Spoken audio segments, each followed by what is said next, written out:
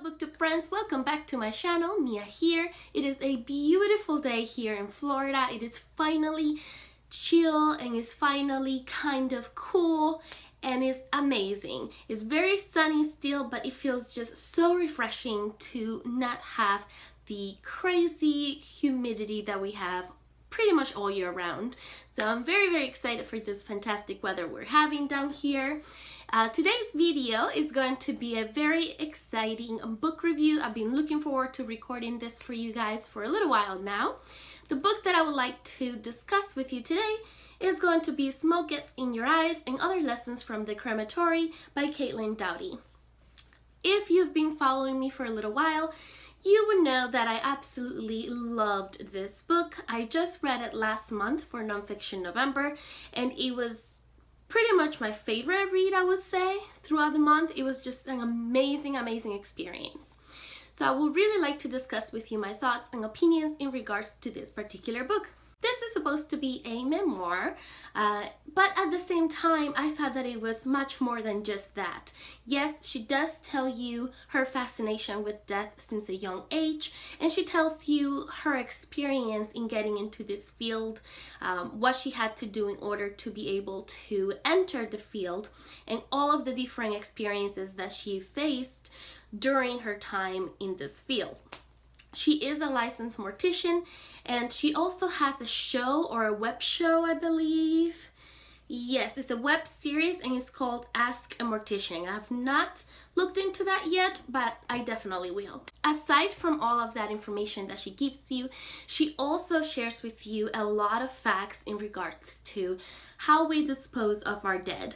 And she includes examples from not just our culture, from previous times, our current methods, as well as other cultures that have different rituals when it comes to their burials and when it comes to the disposal of their dead, which I thought to be absolutely interesting. I feel that aside from learning about her life and her experiences, I learned a lot about the actual cremation system that we have nowadays, as well as, like I said, different rituals from other cultures, and all of that information was given to you in a very light-hearted, fun kind of way.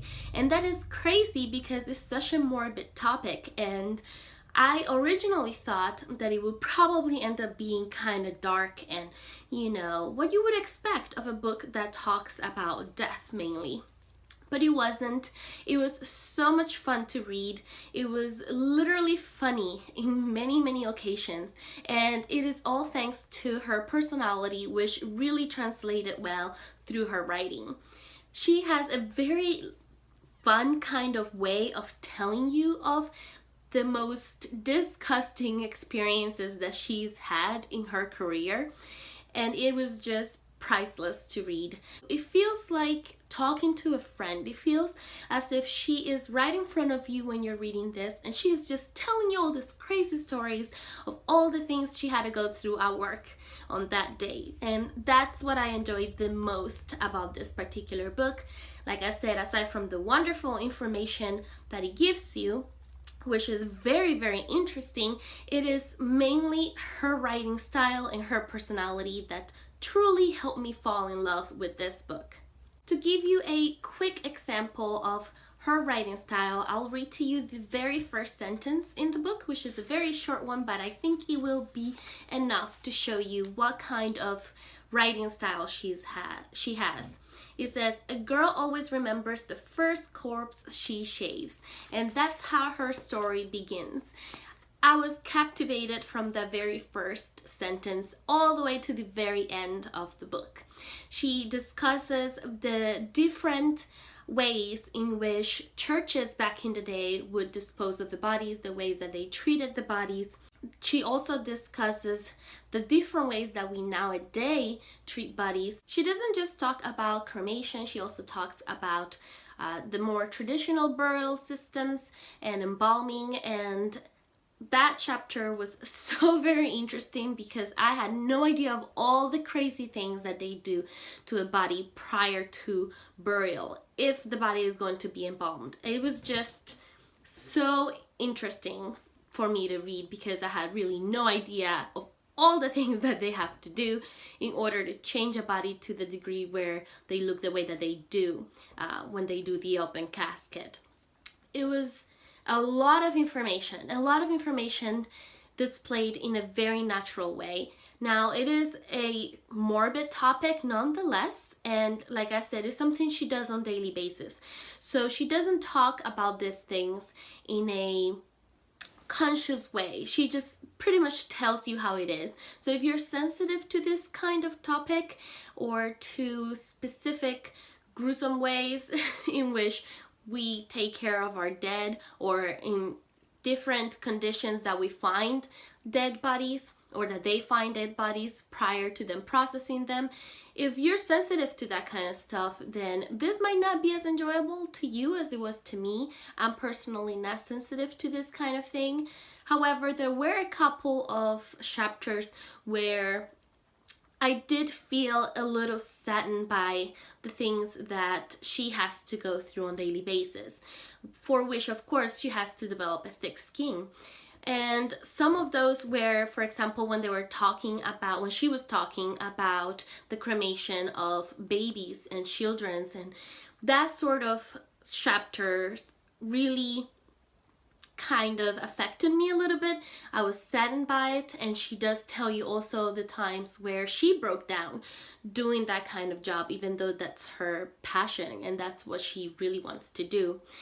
Because it kind of gets to you. I don't know if I got more sensitive towards those because I am currently pregnant, and it just kind of makes you think of all of that.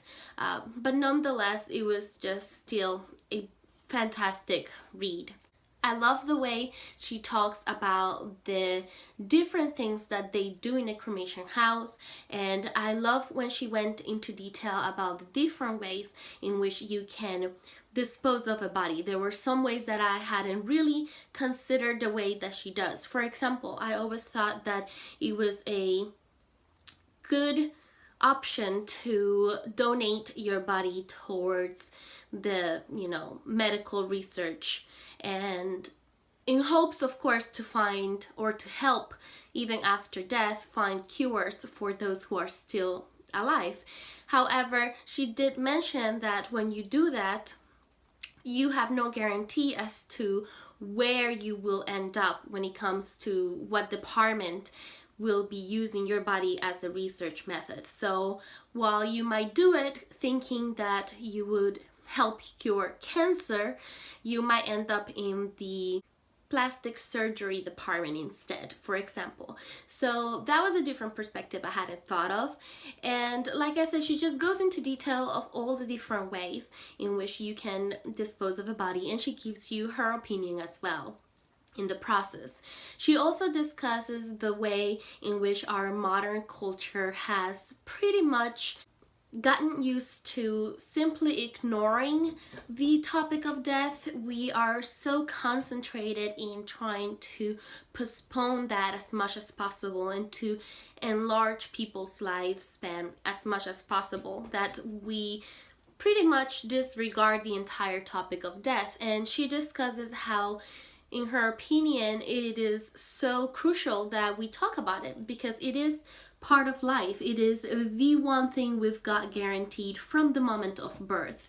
We don't know when, but it will eventually happen. So she encourages everybody to discuss, what their preferences would be when it comes to their own bodies and how they would prefer their families to deal with that after they've died. She also discusses the fact that we've lost, at least in modern cultures, we've lost the rituals and the beliefs and the traditions that we used to have when it came to the process of disposing of our bodies. For example, before, most people, when their loved ones would die, they would keep them at home and they would be the ones to care for them, to kind of prepare them for burial. And nowadays, is become more of a business, and at the same time it's become more of a burden as well.